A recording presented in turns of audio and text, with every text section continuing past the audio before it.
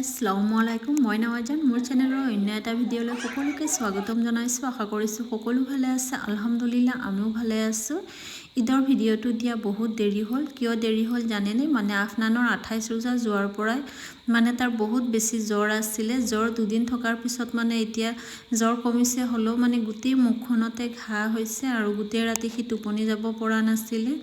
বহুতেই অশান্তি কৰি আছিলে আৰু এতিয়া ৰাতিপুৱা 8টা বাজিলে তাক পিছে উঠাবই পৰা নাছিলোঁ। মানে ইমানেই সি দুৰ্বল হৈছে, মানে ইমানেই তাৰ গা বেয়া। ককায়েকে নমাজত যোৱাৰ আগত বহুত চেষ্টা কৰি তাক উঠালে। মানে চব ল'ৰা ছোৱালী ৰাস্তাৰ ফালে দৌৰি আছে, খেলি আছে, তাক দেখা পোৱা নাই। সেয়েহে মানে জল্দি আহি তাক উঠালে আগতে।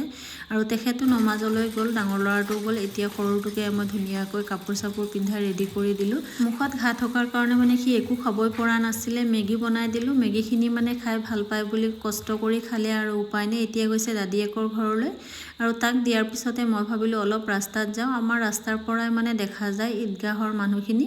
আচলতে মানুহখিনি দেখা গৈ আছে যেন এইখিনিত মানে দোকান বজাৰহে আছে আৰু তাৰ পৰা অলপ আগত মানে ঈদৰ নমাজ হৈ আছে। আৰু এয়া হৈছে মোৰ শহুৰ ঘৰ। এতিয়া মই আহিলোঁ ঘৰলৈ আৰু এই ডাঙৰ ছোৱালীজনী হৈছে ডাঙৰ দাদাৰ ছোৱালী, মানে মাহঁতৰ ঘৰৰ পৰা আহিছে। আৰু সৰুজনী হৈছে সৰু ভাইটিৰ ছোৱালী আৰু ই হৈছে মানে সৰু দাদাৰ ল'ৰা।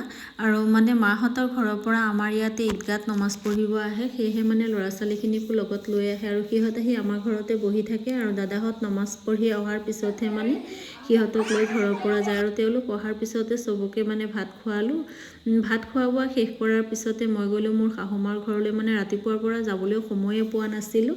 আৰু আজি আমি এফাললৈ ফুৰিবলৈ যাম। সেয়েহে মানে ডাঙৰ দাদাই তেখেতৰ স্কৰ্পিঅ'খন থৈ গৈছে। মানে আমি মানুহ বেছি যাম সেইকাৰণে, আৰু আমাৰ গাড়ীখন তেখেতে লৈ গৈছে। ঈদৰ ভিডিঅ'টো দিয়াৰ আগতে মানে ৰোজাত বনাই থোৱা ভিডিঅ' কেইটা দি ল'লোঁ। মানে আপোনালোকেতো জানেই যিসকলে ভিডিঅ' বনায়, ভিডিঅ' এটা বনাবলৈ কিমান কষ্ট হয়। সেয়েহে মানে আগৰ ভিডিঅ'খিনি দিয়াৰ পিছত এতিয়াহে মানে ঈদৰ ভিডিঅ'টো দিলোঁ আজি। আৰু এতিয়া 2টা বাজিছে, আমি ওলাই গৈ আছোঁ ফুৰিবলৈ যাবলৈ মানে আচলতে আমি চখত যোৱা নাই। আজি হৈছে ঈদৰ দিনা আৰু আমাৰ মনত বহুত দুখ। কি দুখৰ কাৰণে আমি ওলাই গৈ আছোঁ পিছলৈ কৈ আছোঁ। আৰু আমাৰ ঘৰৰ পৰা মানে কোন কোন যাব এতিয়াও মই গম পোৱা নাই। ঘৰলৈ গ'লেহে গম পাম কোন কোননো যায়। সেয়েহে এতিয়া আমি ওলাই মাহঁতৰ ঘৰত গ'লেহে গম পাম কোন কোন যাব আমাৰ লগত। আৰু ডাঙৰ বাইতা যাব, তেখেতৰ হাজবেণ্ডটো যাব। আৰু এতিয়া আমি ওলাই আহিলোঁ ঘৰৰ পৰা। আৰু আমাৰ ঘৰৰ পৰা বেছি দূৰ নহয় ঈদগাহ। আৰু এইখনেই হৈছে আমাৰ ঈদগাহ। বেছি সজোৱা নাই, হ'লেও চিম্পুলকৈ সজাইছে, তথাপিও বহুত ধুনীয়া লাগি আছে। এতিয়া আহি পালোহি মাহঁতৰ ঘৰ। ইয়াত আহি আমি দুখন গাড়ীত গোটেইকেইজন মিলাই ধুনীয়াকৈ বহি এতিয়া আহি পালোহি সোনাজুৰি। ইয়াতে আহি আফনানক মানে ডক্তৰ দেখালে, ফাৰ্মাচীৰ পৰা তাৰ ঔষধ ল'লে। মানে তাৰ মুখত ঘাঁ, সেয়েহে মানে সি ভাত পানী একোৱেই খাব পৰা নাই। আৰু এতিয়া আহি পালোহি আমনি।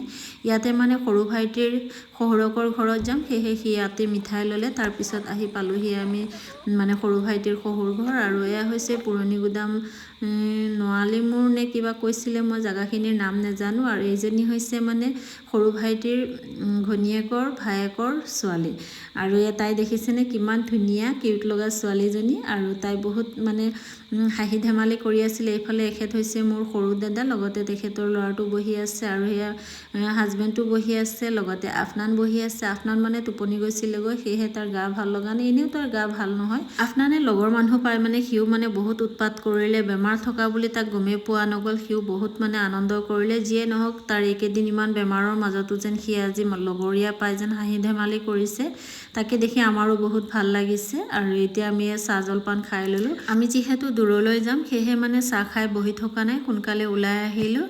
আৰু এতিয়া আমি চব ওলাই গৈ আছোঁ। আৰু আমি কেইজন গৈ আছোঁ জানেনে? আমি 18জন মানুহ একেলগে গৈ আছোঁ। আৰু আমি গৈ আছোঁ আমাৰ নানী ঘৰলৈ। মানে আমাৰ মা এইবাৰ ঘৰত নাই, তেখেতৰ বহুত বেমাৰ আছিলে। এতিয়া বহুতখিনি আৰাম পাইছে। আপোনালোকেও মাৰ কাৰণে দোৱা কৰিব যেন তেখেত সোনকালে সুস্থ হৈ উঠে। মানে তেখেতক গুৱাহাটী ডক্তৰ দেখুৱাই আছে। মানে মৰিগাঁৱৰ পৰা আপ ডাউন কৰোঁতে বেছি কষ্ট নহয়, আমাৰ ইয়াৰ পৰা যাবলৈ তেখেতৰ বহুত কষ্ট হয়। সেয়েহে মানে আমাৰ ঘৰত ভাল লগা নাছিলে মা নথকাৰ কাৰণে।